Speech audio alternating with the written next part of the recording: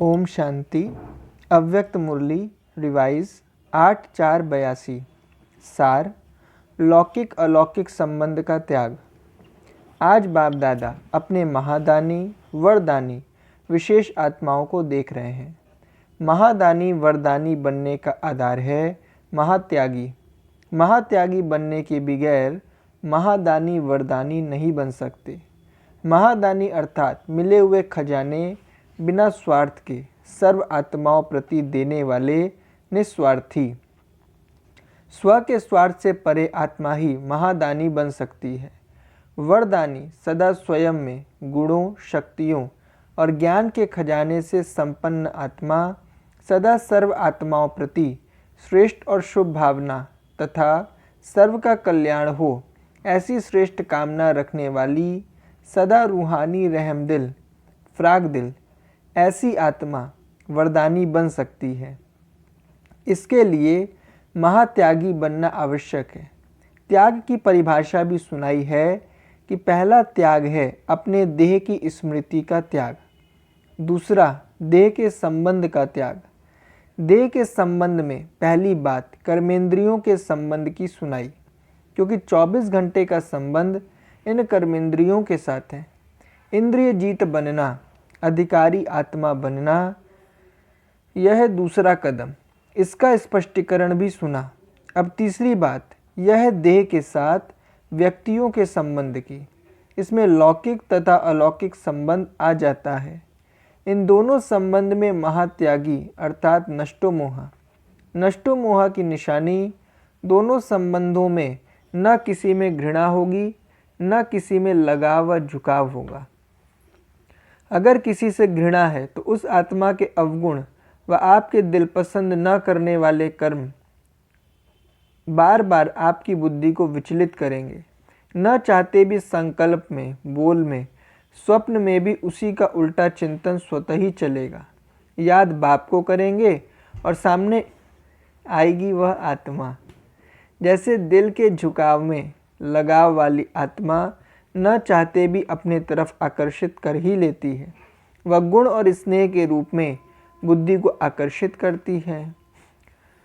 और घृणा वाली आत्मा स्वार्थ की पूर्ति न होने के कारण स्वार्थ बुद्धि को विचलित करता है।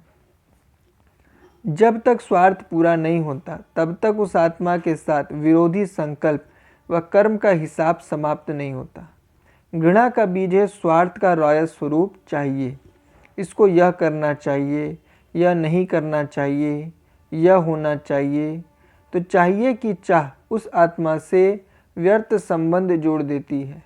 घृणा वाली आत्मा के प्रति सदा व्यर्थ चिंतन होने कारण परदर्शन चक्रधारी बन जाते। लेकिन यह व्यर्थ संबंध भी नष्टोमोहा होने नहीं देंगे। मोहब्बत से मोह नहीं होगा, लेकिन मजबूरी से। फिर क्या कहते हैं, मैं तो तंग हो गई हूँ। तो जो तंग करता है उसमें बुद्धि तो जाएगी ना, समय भी जाएगा, बुद्धि भी जाएगी और शक्तियाँ भी जाएंगी। तो एक है यह संबंध, दूसरा है विनाशी स्नेह और प्राप्ति के आधार पर व अल्पकाल के लिए सहारा बनने के कारण लगाव व झुकाव। यह भी लौकिक अलौकिक दोनों संबंध में बुद्धि को अपनी तरफ खींचता है। जैसे लौकिक में देह के संबंधियों द्वारा स्नेह मिलता है, सहारा मिलता है, प्राप्ति होती है, तो उस तरफ विशेष मोह जाता है ना। उस मोह को काटने के लिए पुरुषार्थ करते हो, लक्ष्य रखते हो कि किसी भी तरफ बुद्धि न जाए। लौकिक को छोड़ने के बाद अलौकिक संबंध में भी यही सब बातें बुद्धि को आकर्षित करती हैं, अर्थात बुद्धि का झुकाव अपनी तरफ सहज कर लेती हैं। यह भी देहधारी के ही संबंध है। जब कोई समस्या जीवन में आएगी, दिल में कोई उलझन की बात होगी, तो न चाहते भी अल्पकाल के सहारे देने वाले व अल्पकाल की प्राप्ति कराने वाले लगाव वाली आत्मा ही याद आएगी, बाप याद नहीं आएगा।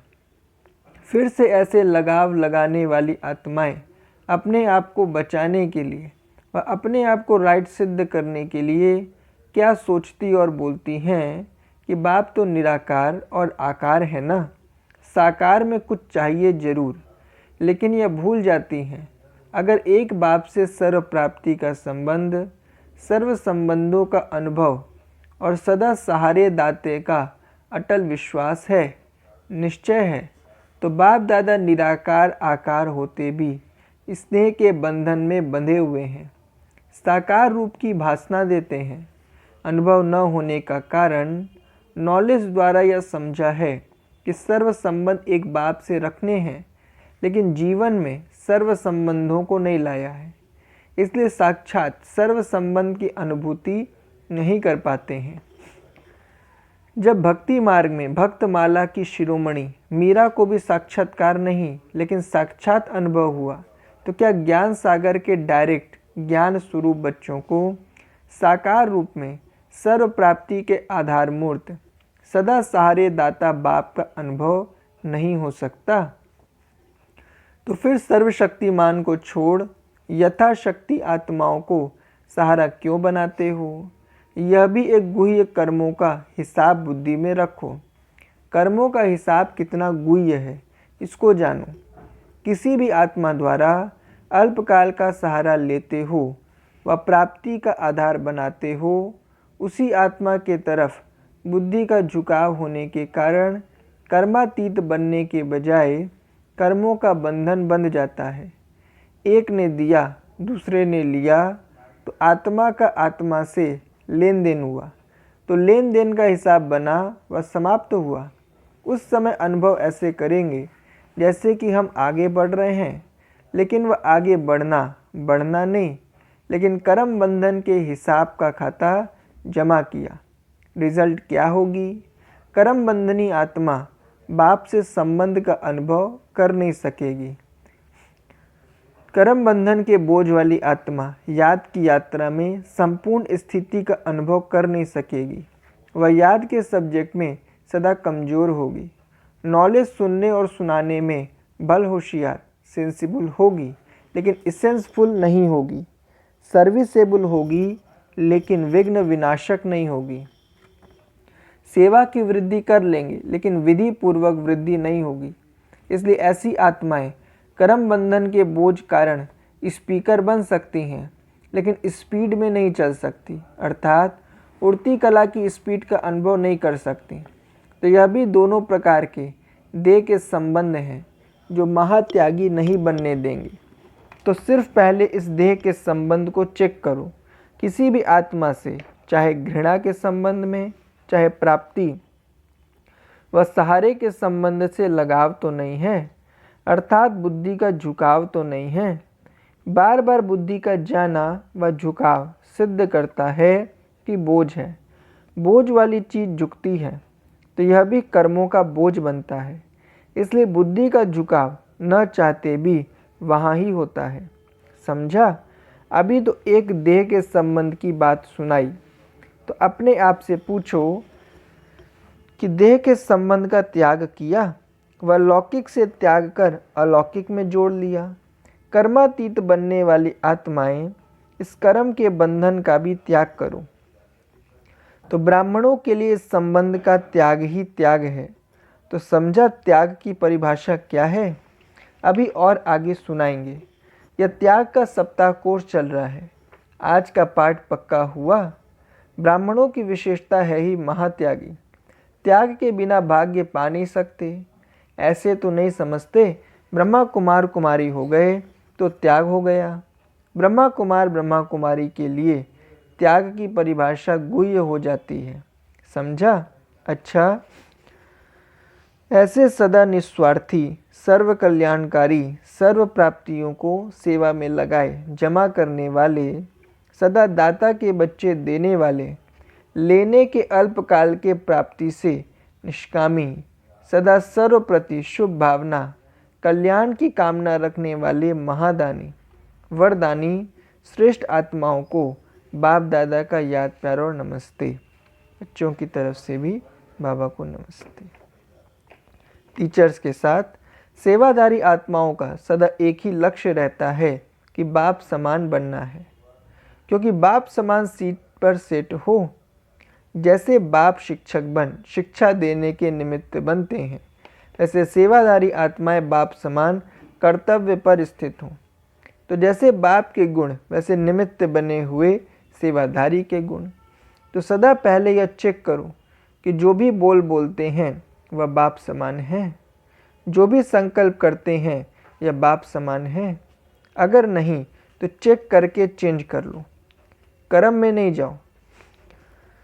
ऐसे चेक करने के बाद प्रैक्टिकल में लाने से क्या होगा, जैसे बाप सदा सेवाधारी होते हुए सर्व का प्यारा और सर्व से न्यारा है, ऐसे सेवा करते सर्व के रूहानी प्यारे भी रहेंगे और साथ साथ सर्व से न्यारे भी रहेंगे। बाप की मुख्य विशेषता ही है जितना प्यारा उतना न्यारा।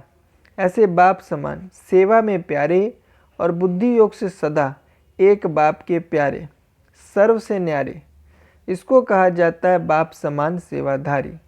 तो शिक्षक बनना अर्थात बाप की इस विशेषता को फॉलो करना।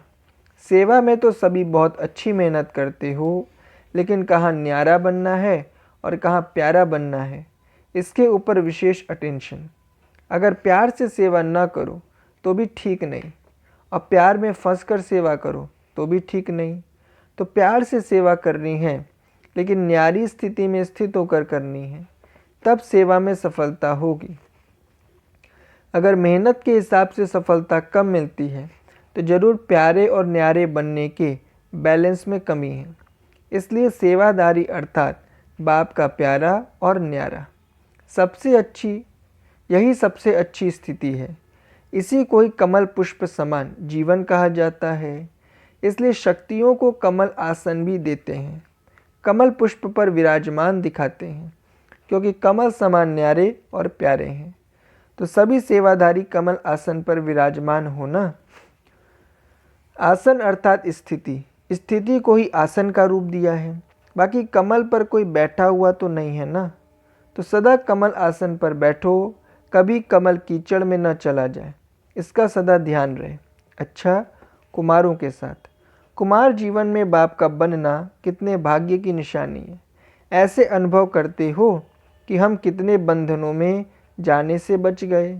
कुमार जीवन अर्थात अनेक बंधनों से मुक्त जीवन, किसी भी प्रकार का बंधन नहीं। देह के भान का भी बंधन न हो, इस देह के भान से सब बंधन आ जाते हैं। तो सदा अपने को आत्मा भाई हैं ऐसे समझकर चलते रहो। इसी स्मृति से कुमार जीवन सदा निर्विघ्न आगे बढ़ सकती है। संकल्प व स्वप्न में भी कोई कमजोरी न हो, इसको कहा जाता है विघ्न विनाशक। बस चलते फिरते या नेचुरल स्मृति रही कि हम आत्मा हैं।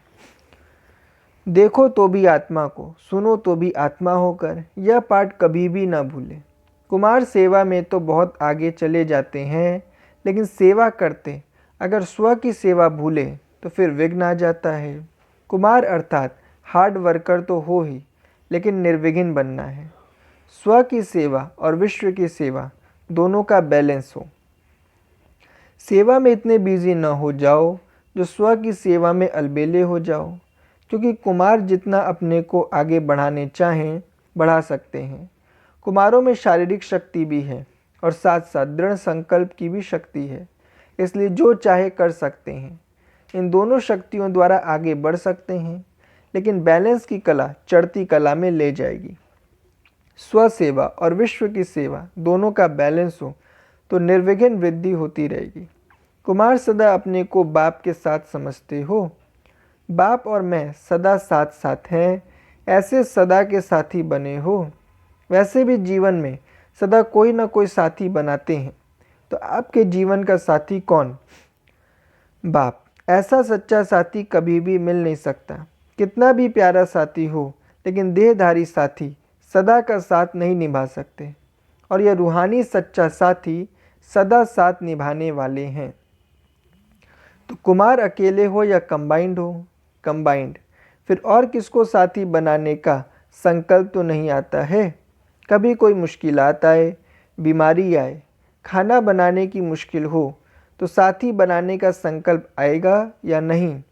कभी भी ऐसा संकल्प आए तो इसे व्यर्थ संकल्प समझ सदा के लिए सेकंड में समाप्त कर लेना, क्योंकि जिसे आज साथी समझकर साथी बनाएंगे, कल उसका क्या भरोसा। इसलिए विनाशी साथी बनाने से फ़ायदा ही क्या।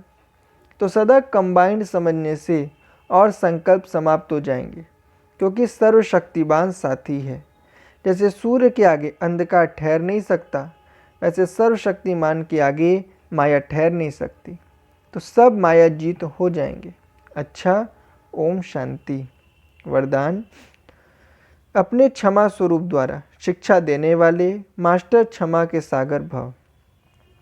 स्पष्टीकरण: यदि कोई आत्मा आपकी स्थिति को हिलाने की कोशिश करे, अकल्याण की वृत्ति रखे, उसे भी आप अपने कल्याण की वृत्ति से परिवर्तन करो या क्षमा करो।